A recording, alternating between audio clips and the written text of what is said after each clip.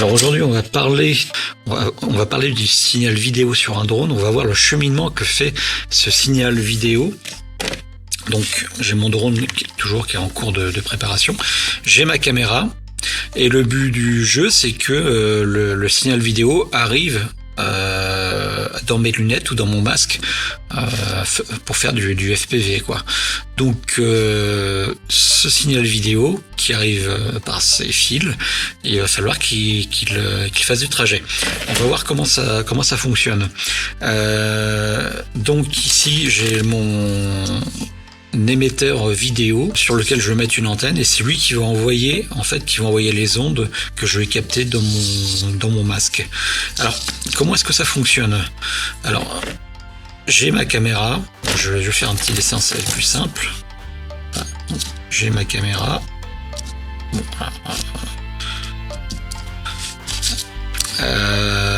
Donc qu'est-ce que je peux faire? Est-ce que je vais envoyer directement le signal vidéo ici à mon émetteur vidéo? Ça pourrait se faire. On pourrait envoyer le signal directement sur l'émetteur comme ceci. Ce que je filme de la caméra, je l'aurai directement dans mes lunettes. Ça pourrait très bien fonctionner. Nous, ce qu'on va faire, le signal de la caméra, on va le faire passer par notre carte de contrôle. La carte de contrôle qui est ici. Et ensuite, on sort de la carte de contrôle pour aller vers l'émetteur vidéo. Et de l'émetteur vidéo, on arrive dans le masque ou les lunettes. Alors pourquoi passer par là? Parce que la carte de contrôle va nous amener des données très intéressantes comme l'état des batteries, la puissance consommée, le temps de vol. Si on a si on met un GPS, on peut avoir les données GPS, on peut avoir l'altitude, la vitesse en km/h. Il y a énormément de données qui peuvent être mises et que la réception aussi, la qualité de la réception du signal. Ça aussi, ça peut être mis. Donc il y a plein de choses intéressantes que la carte de contrôle va ajouter au signal vidéo. Et comme ça, j'aurai dans mon masque sous les yeux, j'aurai toutes ces données-là. Il suffira d'un coup d'œil pour les consulter. Donc c'est vraiment super avantageux de passer par la carte de contrôle, ressortir de la carte de contrôle, ensuite attaquer l'émetteur vidéo, et comme ça on a dans le masque toutes ces données qui sont très pratiques. Moi je me sers surtout de l'état des batteries, du voltage de batterie, parce que c'est un truc qu'il faut vraiment surveiller tout le temps, et si j'avais pas ça, ça serait très très compliqué de gérer mon vol. Donc optez vraiment pour ce système-là. Ça demande un petit peu plus de soudure, mais franchement, c'est super avantageux. Alors maintenant, parlons au branchement. Comment est-ce que ça marche? Tout d'abord, la caméra. Alors la caméra, c'est simple. On a 3 fils, le plus, le moins et le signal vidéo.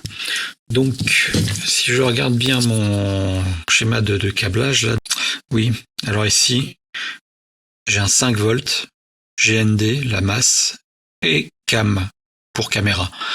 Donc ici, j'ai bien mon 5 volts, ma masse. Je vais pouvoir alimenter le fil rouge sur le plus 5, la masse, le fil noir, et le cam, ça va être mon fil jaune ici. Je vais souder mon fil jaune sur le cam et j'aurai donc ma liaison. Bon, il y a 3 soudures à faire. Il y aura ma liaison, caméra, carte de contrôle. Ensuite, on a dit il faut une autre liaison avec. Alors là, c'est un émetteur TBS Unify Pro de Team Black Sheep. Donc lui, alors il y a un petit peu plus de fil, mais bon, on n'a pas besoin de tout ça. Là aussi, c'est pareil. Voilà, j'ai l'alimentation, fil rouge, de 7 à 26 volts, GND, fil noir, donc la masse. Donc ces deux-là, je les mets de côté, ils vont me servir. Ce qui va m'intéresser, moi, c'est le signal vidéo. Et là, on a encore un fil jaune.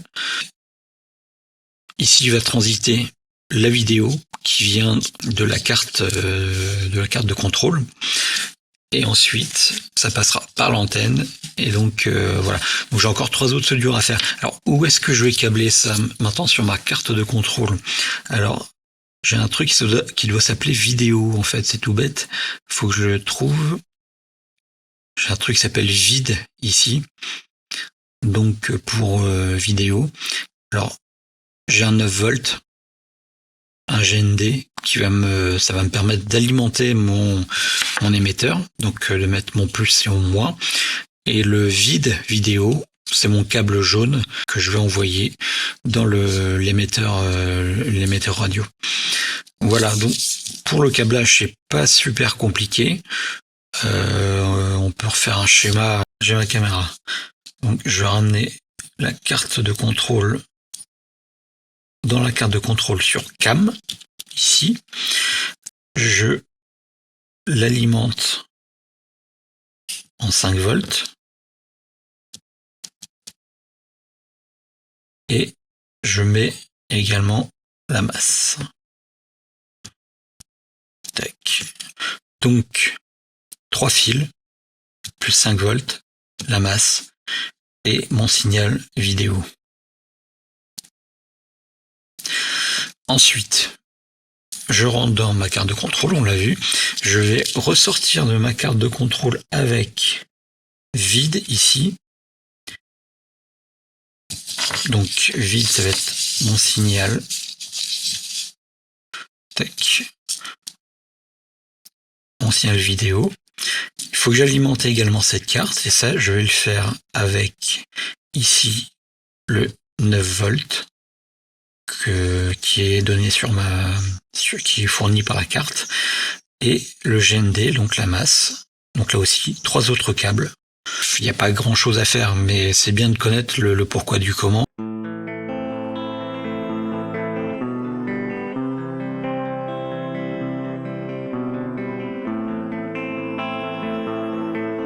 Petit rajout sur la vidéo, j'ai oublié de connecter le Smart Audio.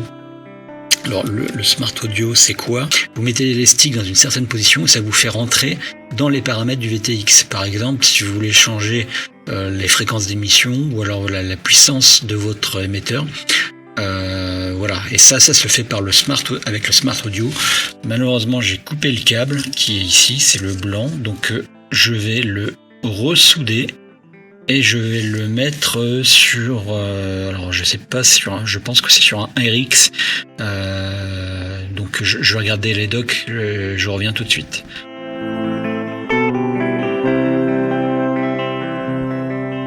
Donc voilà, donc maintenant il ne me reste plus qu'à souder. Donc là, en m'aidant du schéma de câblage, j'identifie bien les 3 pads, ici 1, 2, 3, sur lesquels je vais souder la caméra. De l'autre côté, je les ai déjà étamés, donc le 9 volts, la masse et la vidéo. On va pouvoir souder ça et déjà on pourra faire un premier essai avec le masque, voir si la liaison se fait correctement. Donc on laisse suffisamment de mou. Tac.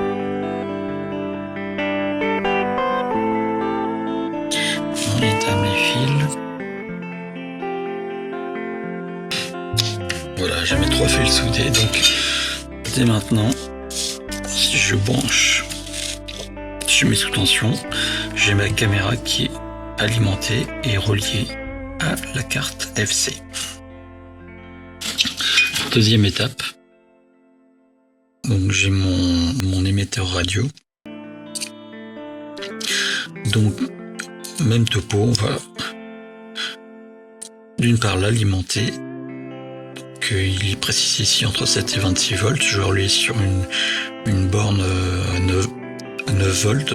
Le jaune, j'ai besoin que celui-là qui va me faire venir le signal vidéo. Comme je ne sais pas comment je vais l'installer dans le drone, je laisse pas mal de câbles ce coup-là, parce que l'implantation du composant, celle-là va se décider une fois que tout le drone sera monté, donc faut pas que j'hésite à laisser du fil pour avoir vraiment de la place.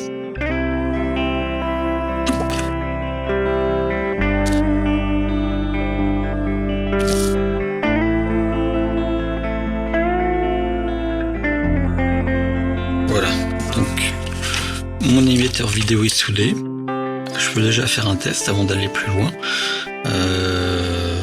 Alors surtout, quand vous faites un test, branchez une antenne. C'est impératif parce que vous risquez de cramer sinon votre émetteur. Celui-là de chez TBS, apparemment il tient le coup, mais bon, rappelez-vous, quel que soit l'émetteur, mettez une antenne dessus. Voilà, donc l'antenne est branchée. On va mettre le jus et on va voir déjà s'il y a des LED qui s'allument, voir si ça veut dire quoi. Voilà. Donc il est bien alimenté. On va voir s'il y a un signal vidéo avec ça. Alors le tout c'est de trouver la bonne fréquence. Donc HU A2, A3, A1. Voilà. Ça fonctionne, c'est une bonne nouvelle. Ce que je disais tout à l'heure, on pourra en rajouter dans Betaflight configurateur de genre de petites infos là, j'ai bat full. Je rajouterai pas mal de petites infos, celles dont j'ai besoin. On va voir ça tout à l'heure. Ma caméra fonctionne, l'image est pas trop mal sur cette caméra. J'ai bien mon émetteur qui fonctionne correctement. Il est un petit peu chaud déjà, donc d'où l'intérêt d'avoir mis l'antenne surtout. Et je peux dire que là, la partie vidéo de mon drone fonctionne.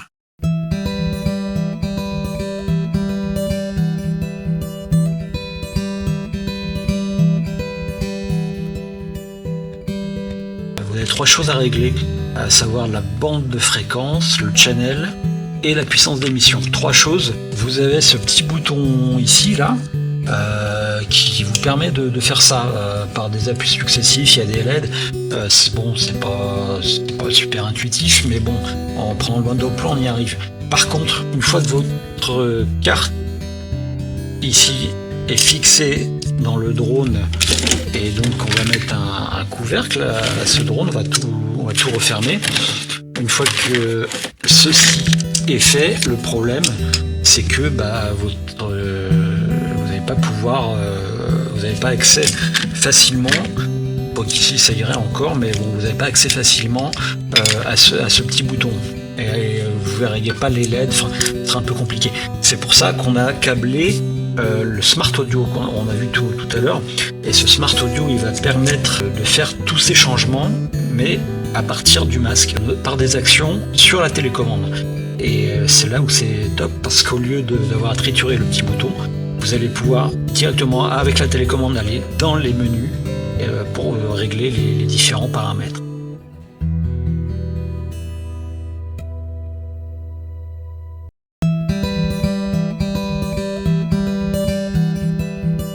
Voilà, il vous faut remplir ce tableau-là précisément, parce que sinon ça met un peu la pagaille avec les données du constructeur. Donc je ne vais pas le faire ici, c'est un peu long.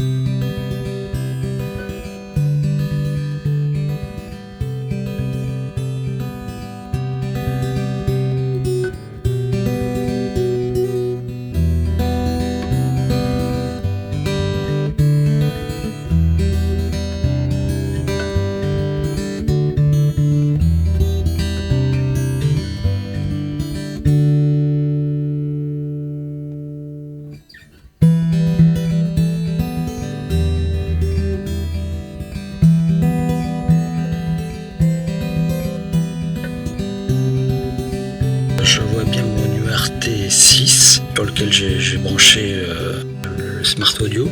Donc je vais ici dans l'onglet périphérique à l'autre bout et je me mets sur VTX et donc il s'agit du TBS Smart Audio. Je sauvegarde. Voilà, donc j'ai fait la manip, j'ai branché mon drone, ma carte est bien alimentée. En faisant une combinaison avec les sticks, alors souvent c'est quelque chose comme ça.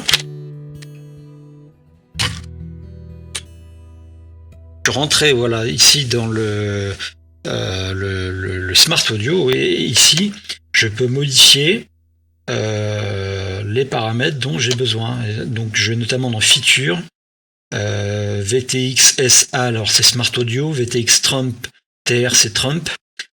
Donc nous c'est du Smart Audio, donc on va dans le Smart Audio. Donc ici je peux choisir ma bande de fréquence. Donc ici je suis sur le canal B. Je descends, j'ai le channel. Ici je suis sur le channel 1. Donc il me donne ici la fréquence que ça donne. La puissance power, je peux modifier ces paramètres. Voilà, je peux passer 25 milliwatts, ce qui est autorisé en France, et je peux monter jusqu'à 800 milliwatts, avec lequel je ne volerai pas en France. Voilà, donc vous avez ici ce que vous pouvez faire avec le Smart Audio, surtout si vous volez avec d'autres personnes, vous avez envie de modifier votre canal pour pas que ça mange sur le canal des autres. Voilà, vous pouvez modifier par ce biais les paramètres de votre VTX. Donc c'est toujours bon à savoir, c'est bien, parce que bon, c'est juste un câble à souder en plus, mais ça vaut vraiment le coup. Donc je reviens pour sortir. Je n'oublie pas de... Voilà, je ne vais pas le faire ici, mais je peux sauver et sortir. Et voilà, je retrouve mon OSD comme il l'était.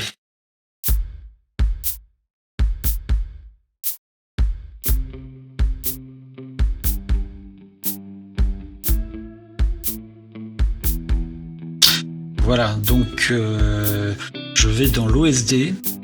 Et là, je vais pouvoir visualiser un écran là, qui simule ce que je vois dans mon masque. Et là, j'ai tous les éléments que je vais avoir envie de mettre dans mon OSD, c'est-à-dire les événements que je vais pouvoir voir en temps réel lorsque j'aurai mon masque ou mes lunettes. Alors, moi, en général, je mets voilà, les avertissements. Voilà, ici, low voltage. On a l'exemple qui est donné là. Qu'est-ce que j'utilise d'autre? Le canal VTX. Ça me permet de voir sur quel canal je suis, la consommation. C'est assez pratique pour voir combien on a pompé au niveau de la batterie.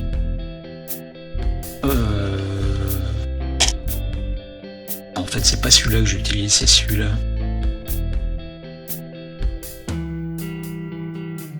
Voilà, consommation en ampères de la batterie. Sachant que cette info doit être calibrée. Parce que sinon vous risquez d'avoir des informations un peu bizarres. Là, voyez sur d'autres tutos, ou peut-être qu'un jour je ferai un tuto là-dessus. Ces petits trucs là, ces petites infos, je peux les placer où je veux dans l'OSD. Donc c'est toujours assez pratique. Quoi d'autre? Je ne vais pas passer en revue toutes les options. Je vais juste voir les points qui me semblent importants. L'horizon artificiel, certains aiment bien, moi je le mets pas. Vous avez des données aussi, latitude, longitude GPS, si vous avez un GPS dessus. Les minuteries de vol, j'en utilise une. Ça permet de voir la durée de mon vol, ce qui est pratique aussi pour voir l'état de santé de ces batteries. La qualité du lien, on appelle le LQ. En fait, la qualité de la réception radio. Vous avez la qualité du lien qui est ici. Voilà, le LQ. Et il y a aussi une autre valeur, ce qu'on appelle la valeur RSSI. Alors là, pareil, il y en a qui sont pour l'un, pour l'autre. Faut bien paramétrer ces différentes données. Paramétrer aussi sa télécommande. Là, je vous encourage à voir le blog d'Oscar Liang qui explique bien tout ça, là, parce que je maîtrise pas. Moi, disons qu'en général, je mets la valeur RSSI et je vois si elle baisse. Après, on peut faire pas mal de choses avec ces deux paramètres. Donc, à fouiller, quoi. Je ferai un jour peut-être un tuto là-dessus, le jour où je pigerai bien ça, mais voilà, moi je garde le RSSI et si je vois baisser, ça veut dire que j'ai moins de réception avec ma télécommande, donc là je commence à faire gaffe. Je mets également si je suis en mode accro ou en mode angle, mode de vol, ça permet de voir si je suis en stable ou accro. Voilà, parfois je suis un peu perdu dans mes switches, donc là ça me permet de voir où j'en suis. Donc là vous avez le type d'OSD, alors après à vous de faire celui qui vous conviendra, de mettre les différents éléments où ça vous conviendra, et on voit tout l'avantage de passer par la carte FC plutôt que d'attaquer directement la caméra, parce que sinon on n'a pas toutes ces données et on a quand même des choses vraiment très très pratiques. Et d'ailleurs j'ai pas mis, mais alors l'essentiel c'est le voltage de la batterie. Si on avait qu'à 1 mètre, ce serait celui-là, et je l'ai pas mis. Voilà, tension batterie. Tac, tension batterie. Celui-là. Les autres, je pourrais à peu près m'en passer, mais celui-là, voilà, j'ai toujours un œil dessus. Voilà, ça va me permettre de pas tuer mes lipos, parce qu'il faut pas descendre trop bas. Et en plus, il me fournit une alarme quand il voit que je m'approche de la fin de batterie, quoi. Et donc, vraiment celui-là à mettre absolument sur tous vos drones. Vous préserverez ainsi vos batteries, et puis vous pourrez gérer votre vol en fonction de la tension restante au niveau de la batterie. Donc voilà, l'OSD. Enfin, moi j'ai mis ce que je souhaitais avoir sur mon écran. Voilà, donc ma partie vidéo là pour ce drone là, je peux dire que tout est fonctionnel, quoi. Je peux passer à la partie suivante qui va être la partie radio. Et là on va voir, c'est pas très compliqué non plus à câbler, mais il y a quelques petites choses à voir après pour que le système cause avec ma télécommande. Voilà, je vous laisse. Donc c'est tout pour la partie vidéo, et là j'ai rien cramé, c'est bien. À plus.